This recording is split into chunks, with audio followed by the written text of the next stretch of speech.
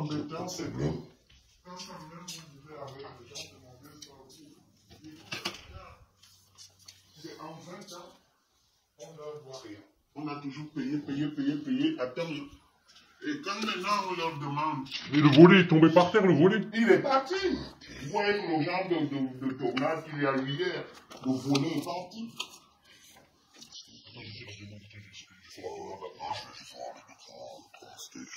Volet HH déjà. Non, attends. C'est les 4. Parce que ça c'est ta feuille, je te laisse une feuille. Non, c'est pas ma feuille, ça c'est vos documents. D'accord. Faut pas dire c'est ma feuille.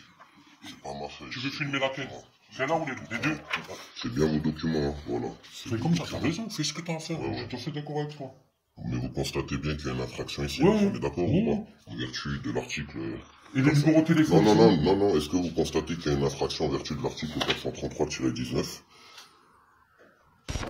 Article 433-19 est puni de 6 mois d'emprisonnement et de 7 500 € d'amende le fait, dans un acte public ou authentique ou dans un document administratif destiné à l'autorité publique, de prendre un nom ou un accessoire du nom autre que celui assigné par l'état civil, de changer, altérer ou modifier le nom ou l'accessoire du nom assigné par l'état civil. Article 433-22. Les personnes physiques coupables de l'une des infractions prévues au présent chapitre encourent également les peines complémentaires suivantes. L'interdiction des droits civiques, civils et de famille. L'interdiction pour une durée de 5 ans ou plus, d'exercer une fonction publique, l'affichage ou la diffusion de la décision prononcée. 433-19, 433-22 du code pénal, de votre code pénal, pas le nôtre, hein, de votre code pénal, et de la loi 6 fructidor de l'an 2 qui ne respecte pas le nom. Ouais.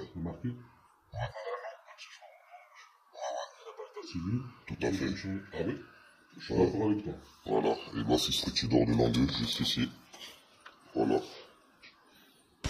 Loi du 6 fructidor de l'an 2. Article 1er. Aucun citoyen ne pourra porter de nom ni de prénom autres que ceux exprimés dans son acte de naissance. Article 2. Il est également défendu d'ajouter aucun surnom à son nom propre. Article 4. Il est expressément défendu à tout fonctionnaire public de désigner les citoyens dans les actes autrement que par le nom de famille, les prénoms portés en l'acte de naissance, ou les surnoms maintenus par l'article 2, ni d'en exprimer d'autres dans les expéditions et extraits qu'ils délivreront à l'avenir.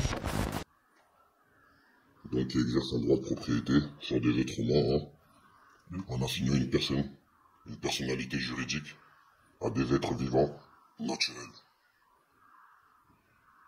Voilà.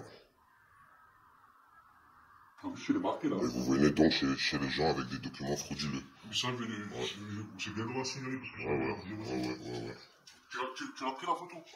Oui, c'est enregistré, c'est filmé, ne vous inquiétez pas, il n'y a pas de souci. Vous avez constaté l'infraction, c'est... Moi, je note juste la redemande du volet, là. Juste prendre, voilà. Parce que c'est pas normal, tout ça. Vous pensez avoir un droit de propriété sur le vivant. Mais là, c'est les gens, oui, nous payer, toujours nous pour un bouton. Moi, une fois, ils m'ont envoyé un huissier parce que j'avais une dette de 72 €. Et par rapport à la présence de bactéries, vous avez quelque chose à dire par rapport à ça? Par rapport à la présence de bactéries. Vous l'avez noté sur la feuille là? Mais c'est à vous. Moi, c'est moi, je dois faire votre travail. Non. Hein? Faut noter. Notez, faites ce que vous avez à faire, hein. Ouais. Vous êtes prêt à flagrant délit de toute façon. Et vous participez à tout ça. Donc voilà, et c'est pas mes documents, c'est vos documents frauduleux.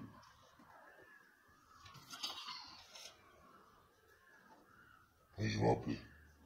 Bien sûr que je vais appeler.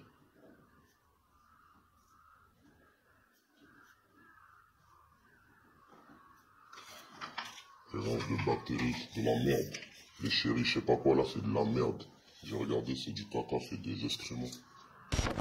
Escherichia coli, également appelée colibacille, est une bactérie intestinale des mammifères, très commune chez l'être humain. En effet, elle compose environ 80% de notre flore intestinale. La détection d'E. coli dans l'eau potable indique une contamination fécale et, Par conséquent, la présence possible d'agents pathogènes fécaux qui peuvent poser un risque pour la santé des consommateurs. Les contaminations de ce type se traduisent par des diarrhées ou des gastro-entérites, infections urinaires, méningites ou sepsie plus ou moins graves. Dans le cas de l'eau potable, la détection d'E. coli est un signe d'un contrôle inadéquat ou d'une défaillance opérationnelle du système de traitement ou réseau de distribution de l'eau potable. Par conséquent, la détection d'E. coli est inacceptable, il faudrait considérer l'eau impropre à la consommation.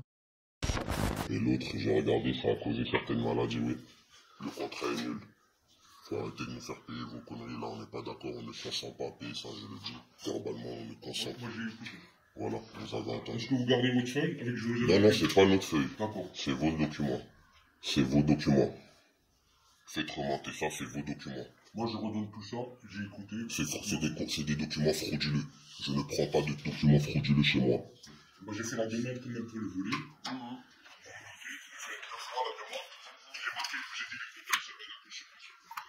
Je suis désolé de vous avoir dérangé, d'accord? Mais pour le pécunier, là, le contrat, il est nul, hein, je tiens à le dire. Oui, Hein. moi ça je vais Donc, signaler. ouais, mais les factures qui vont arriver là, c'est nul. C'est nul. Et ça fait plus d'1 an qu'on paye alors que le volet, il est plus là. Et qu'il y a des bactéries dans notre eau et on paye. Le contrat est nul.